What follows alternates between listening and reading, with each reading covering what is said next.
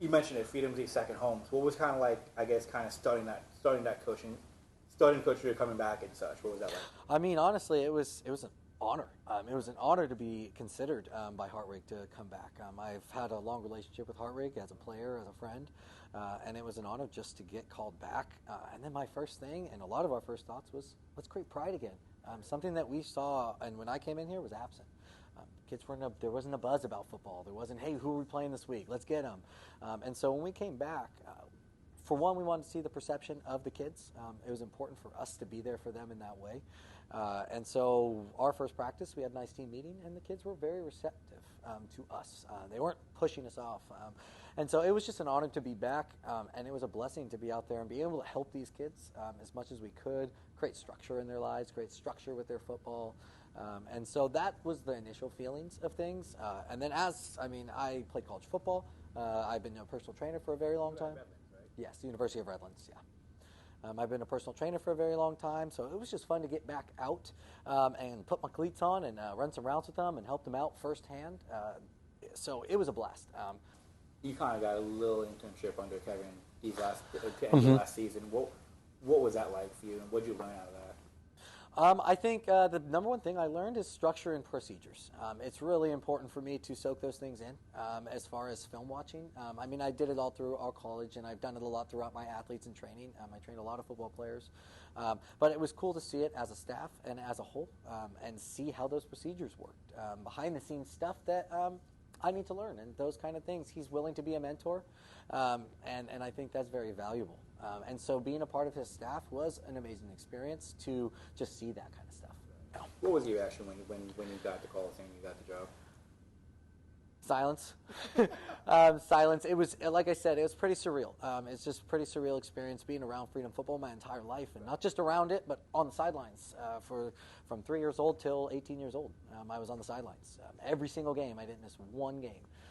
And so being out there last year as a coach and as a mentor, it was an amazing experience to be able to give my pride and show them that, hey, there's more to Freedom football than just playing a game. And so when they told me, they actually called me into the office, and they told me, it was just silence for me for a sec. It was something that I have been wanting.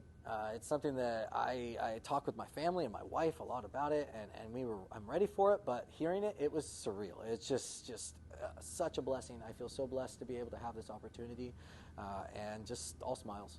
Was it something that you kind of, growing up here especially, or something like, oh, one day I'll be the head coach? Or was that ever in the back of your mind? I would say, did I ever think it? Yes. Was it a goal set for myself? Not necessarily. My passion is to help kids. My passion is to be around kids and help kids reach a better future, help them find themselves. I don't do it for money. I don't do it for the paycheck, and especially with the coaching, as you said. It's not a lot, and that's not why I'm here. And so was it a goal of mine to lead a team one day? Absolutely. It definitely was. Freedom, things kind of worked out how they did. I have gained a lot of experience after college, through college, as a personal trainer. I was the athletic director at O'Hara Park, too. So I gained a lot of different types of experiences to where now that I came here, it was something I talked to my wife about in May when I got the job and kind of saw where things might go. And I feel ready for it. I feel like without the experiences that I had, and this kind of in a way fell into my lap in the right time, and I'm ready for it, and I feel confident in it. What was Amaro's reaction? Because I know he can kind of, he'll celebrate when he needs to. So like, to when I got the job? Yes. He was happy, all smiles. He was excited, and as I said before, I've known him since I was 3.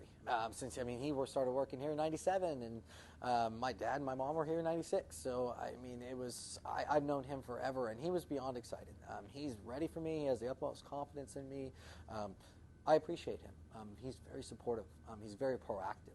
That's one thing that I am, is very proactive, and I appreciate those around me who are. And he's very supportive, very proactive, not only with football and sports, but also with the kids on campus. What are the goals? Maybe step by step. Like, what are your goals going into the season? Well, as of right now, like I said, we're going to be a process-focused team. We're going to live in the moment. Process-focused, live in the moment. I want the kids to live in the here and now. A lot of times kids can talk about all these, hey, we're going to win this game, we're going to do this, I'm going to get this 1,000 yards.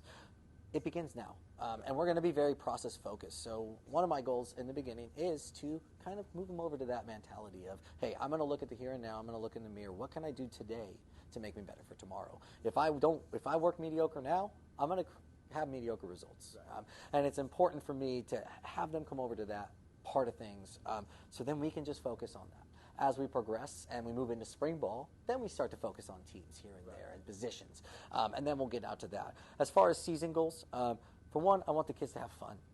I want them to enjoy their experience. I want them to feel like they got something out of this, not only in football, but also now they know how to act in the real world. They know how to stay disciplined and persevere. Perseverance is going to be one of our big words. Doing things that you don't want to do to get to a goal you want to get to, and pushing through. That is a huge goal of mine. Wins and losses, I don't define success in wins and losses. Right. I think success is defined on being consistent every day, in and out, being accountable for yourself and others. If you're not going to be there, you give notice. If you do something wrong, you accept the consequences. Those kind of life lessons that I really want them to learn and get throughout the season. And like I said, wins and losses will come. If we are focused on those things, they will come, and our success will be measured in the others. We are a young team. Last year, we have some more seniors this year, a few more. We have a great group of sophomores that are now going to be juniors coming up that have a lot of talent. They're going to be finding themselves. I think that we have enough to fill all positions very skillfully. And I think, like I said, they're a testament to them just being receptive of new schemes, new things. And as we move forward, they're going to be receptive, and they want it. They want that structure. And so moving forward into the season, I think that we're going to have a lot of we're going to be at ease with those things, and I think they'll pick up. I think that definitely, like I said, they responded to the new structure. They responded to the new schemes. They responded to those things in a week. That's a testament to them and to their focus and their football knowledge. They could put things together. I think moving into this year, and as we scheme and as we go through, they're going to be able to pick up things quickly. I think that they've already shown that. I think with a little bit of nurturing to start, I think that they'll be quickly be receptive to those things. Right. And hopefully we can prevent them by a good off-season and making sure that they're diligent. But depth is important. Depth is very important, and we have the sophomores coming up. They are experienced players. Most of them played. It was a Frost-Soft team.